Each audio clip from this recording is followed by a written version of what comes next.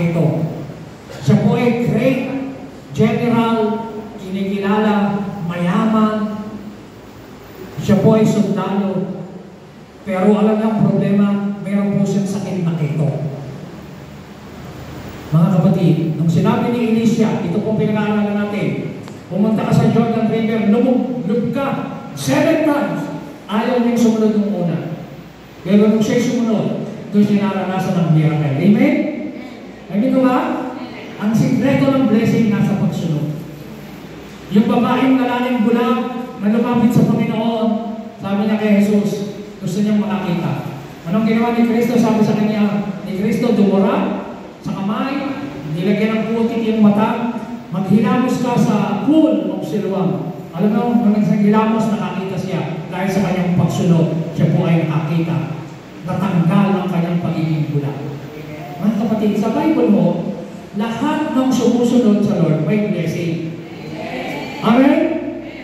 Yung mga disipulo, makinig kayo, maghapon, magdamag, ginawa naman ang lahat ng pangingisda, walang nahuli kahit isa. Dumating si Jesus, sabi nila, Guro, maghapon, magdamag kami ng isda, wala kami nahuli.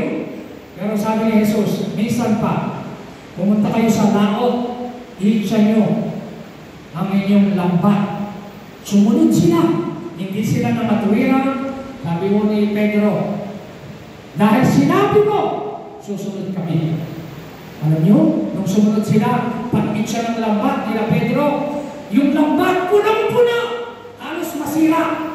Dahil sila sumunod. Alam nyo mga kapatid, kapag sumunod ka kay Lord, makikita mo magugulat ka sa kakawin ng Panginoon. Hindi pa ito, amen? Hindi pa ito yung itong ginawa ng Diyos sa inyo. Simula pa lamang yan ang breakthrough. Simula pa lamang yan ang miracle.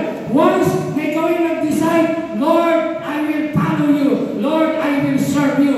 Ano bang circumstances ang dumating sa buhay ko? Susunod ako sa iyo, kapatid. Hindi ako bibitaw sa iyo. Hindi ako susuko. Ano bang problema, kapatid? Kapag ganyan ang ginawa mo sa Lord, pagpapalain ka ng Panginoon. Amen? Hallelujah. Tayo po natin yung mga without